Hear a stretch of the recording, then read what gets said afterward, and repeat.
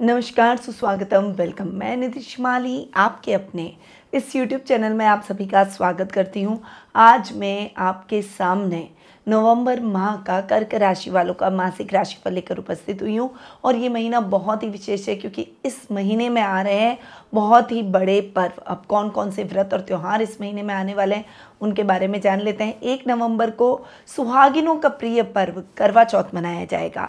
10 नवंबर को धनतेरस का पर्व बड़ी ही धूमधाम से मनाया जाएगा।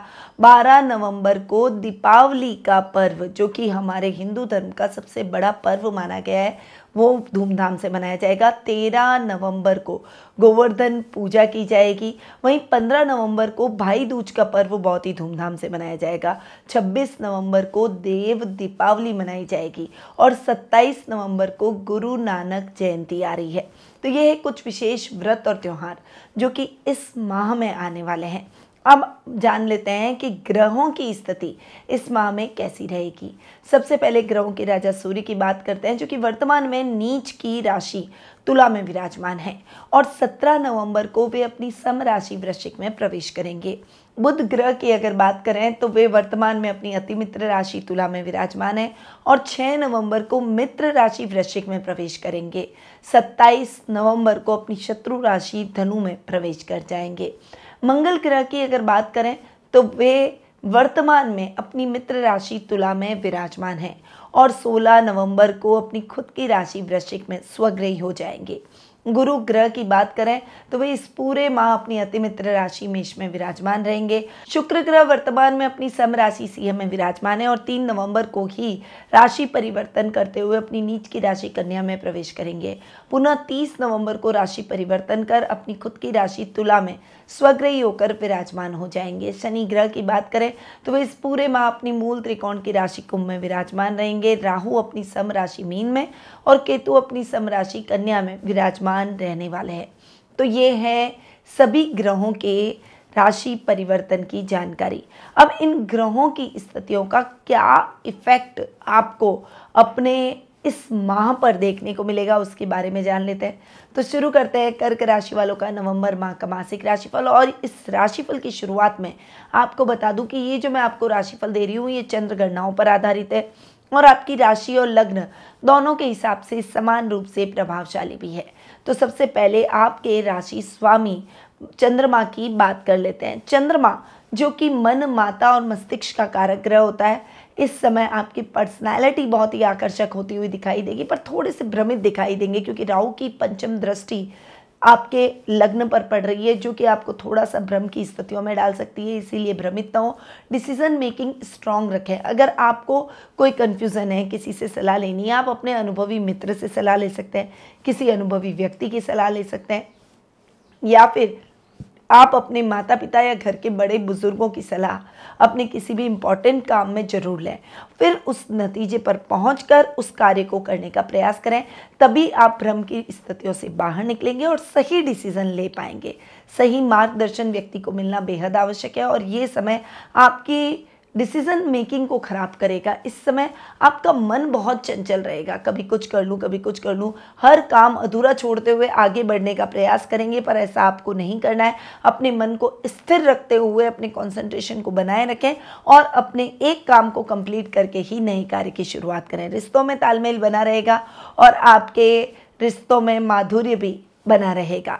तो ये है पर्सनैलिटी वाइज आपकी राशि स्वामी की स्थिति। अब आते हैं आपके द्वितीय भाव पर। द्वितीय भाव के स्वामी है सूर्य, जो कि आपके लिए आत्मा कारक ग्रह है और अभी वो नीच के हो रखे हैं। तो सूर्य 17 नवंबर तक नीच के रहेंगे और फिर वे अपनी सम राशि वृश्चिक में चले जाएंगे। देखिए, धनेश का अपने से तीसरा जाकर बैठना तो ठीक, पर चूंकि सूर्य नीच के हो रखे हैं इसीलिए ये समय आपके लिए बहुत सोच समझ कर आगे बढ़ना पड़ेगा। कहीं ना कहीं आप कहीं इन्वेस्टमेंट करेंगे या कोई पैसा आपके जीवन में आना है तो वो पैसा किसी न किसी जगह अटक सकता है। तो आपको बहुत सावधानी से निवेश करना है। अगर आपके पास पैसा आने वाला है तो बहुत ज़्यादा सावधान रहें, ऐसा ना हो कि वो बीच में कहीं अटक जाए और आपका काम अटक जाए। ऐसी स्थितियों से निकलने के लिए आपको अपने माइंड को बैलेंस रखते हुए आगे बढ़ना है। रुपए पैसों से संबंधित कार्यों में तो आपको सजगता रखनी ही पड़ेगी।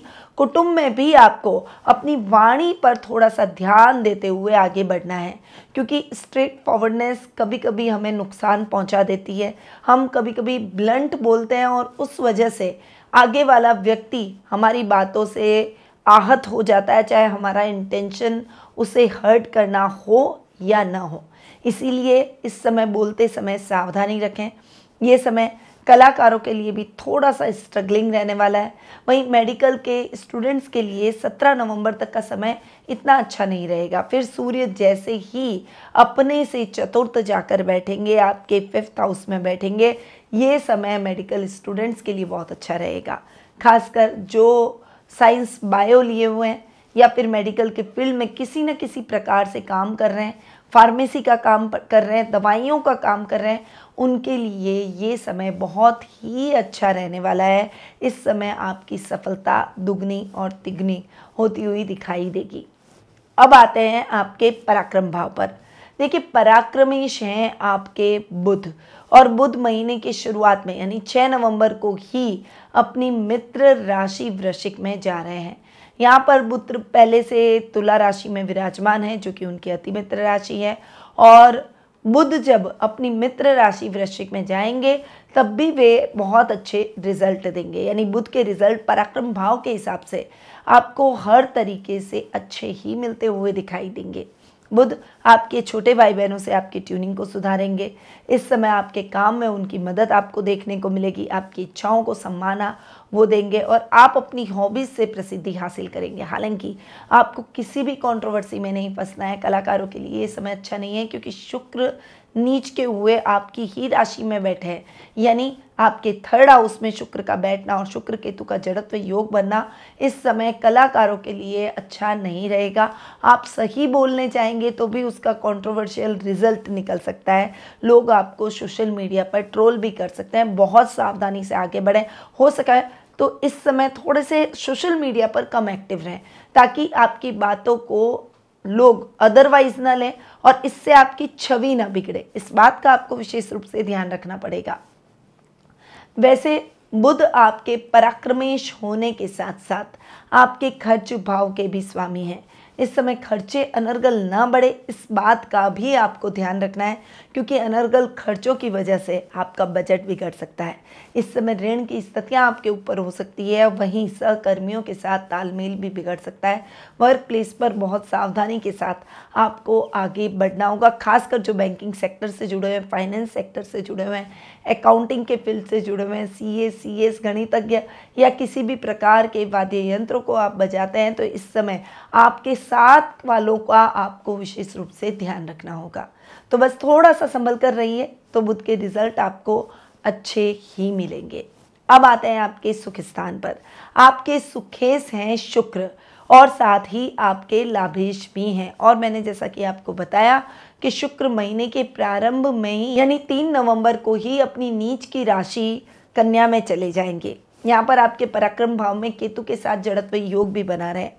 ये पराक्रम भाव के हिसाब से तो मैंने आपको बता दिया कि अच्छा नहीं है, पर ये सुखेश और लाभेश के हिसाब से भी आपको अच्छे नहीं रिजल्ट देंगे, क्योंकि शुक्र इस पूरे माह यहाँ पर विराजमान रहेंगे। 3 नवंबर से लेकर 30 नवंबर तक शुक्र यहीं पर ही रहने वाले हैं। पूरे माह आपको बहुत ज़्यादा सावधानी रखनी है। फाइनेंशियली ये समय आपके लिए अच्छा नहीं है, तो हो जाइए सावधान। आपके लिए ये समय इतना अच्छा नहीं रहेगा, दिक्कतें बढ़ा सकता है, खर्चे बढ़ा सकता है, वहीं ऋण की स्थितियाँ भी बढ़ा सकता है। तो थोड़ा सा आपको संभल कर रहने की आवश्यकता रहेगी, अन्यथा माँ के साथ भी रिलेशन खराब होंगे, गलत मित्र बन जाएंगे, गलत संगति हो जाएगी, गलत आदतें आपके जीवन में आ जाएगी, खर्चों की अधिकता हो जाएगी और जो आपने कमाया है वो पूरा बैलेंस हो जाएगा। न्यूट्रल करना चाहते हैं या फिर अपने आप को आगे बढ़ाना चाहते हैं, तो बहुत केयरफुल होकर आपको चलना ही होगा, तभी शुक्र के रिजल्ट आपको बेहतर मिलेंगे।